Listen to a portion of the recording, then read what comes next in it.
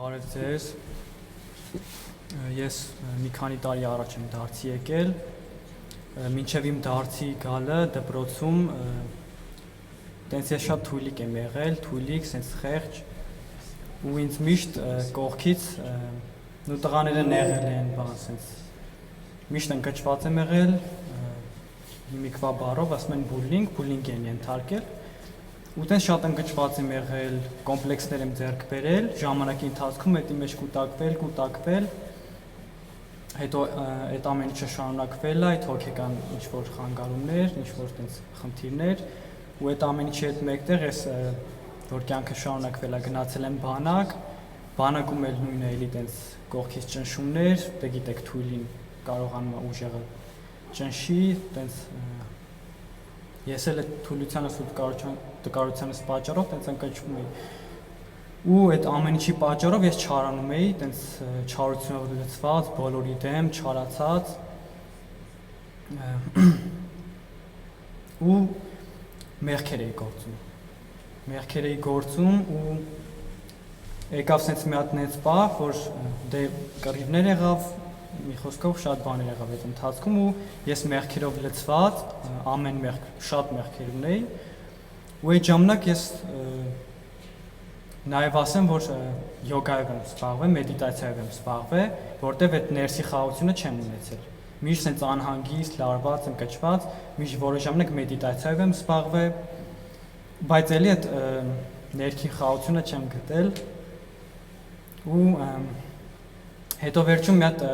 ինտերնետով բանաստեղծություն գտա, այդ բանաստեղծությունը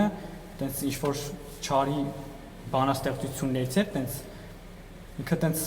հատուկ բառեր կար, որ իրան ասում ես ու ինքը իբր թե հոգիդ խաղաղվում է, բայց տենց բան չկար, ինչ-որ չարի կողմից էլի տենց բաներ, ինչ-որ բանաստեղծություն անդադ ասում ես ու ինքը իբր թե ներսից խաղաղություն է գալիս։ Սկզբնական շրջանում սկսեցի այդ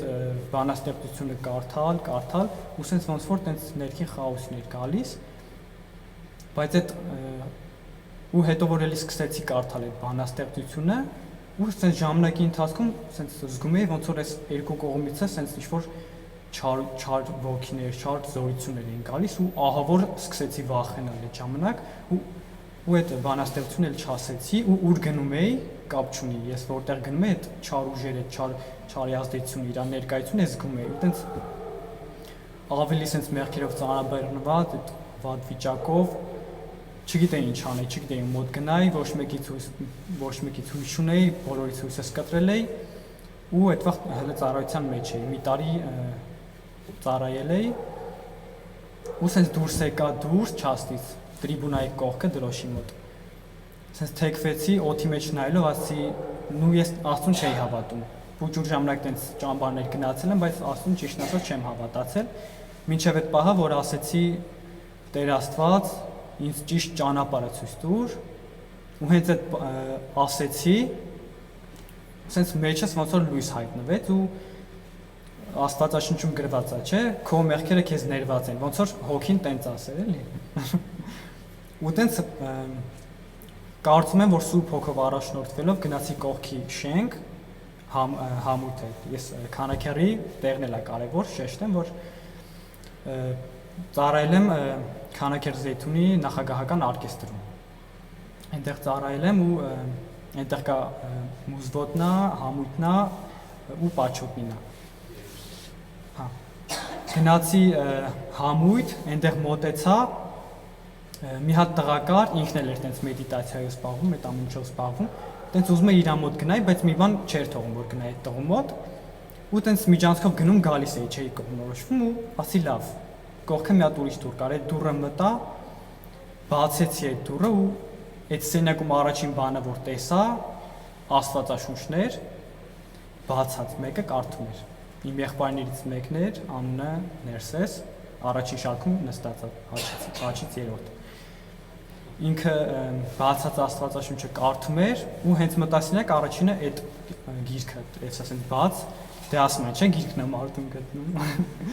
Տենց մոտեցա, ասենց հարցրեցի, այս ինչ է, ասեցի։ Ասեց, տենց խոսացինք, ինչ-որ հատվածներ, մի քանի նախադասություն կարդացի ու այդ ներքին խաղաղությունը եկավ իմ մեջ ու ոնց որ բոլոր հարցերից պատասխանները այդ 3 նախադասության մեջ sense ասած կար էլի։ Ու դրանից հետո փառք Աստծո շատ մեղքերից ազատվել եմ, մեղքեր էլ կար դեռ մաքրվում եմ Աստծո ողորմությամբ, Աստծո ներգործությամբ ու շատ շնորհակալ եմ Աստծուն, փառք Աստծո, որ ինձ բերել է, անարժանից բերել է, ձեզ ամիացրել ու հույս ունեմ, որ բոլորս էլ Աստծո ողորմությամբ երկնքի արքայությունը կժառանգենք։ Իրա ձերի տված շնորհով, որտեղ ոչ մեկս էլ արժանի չենք,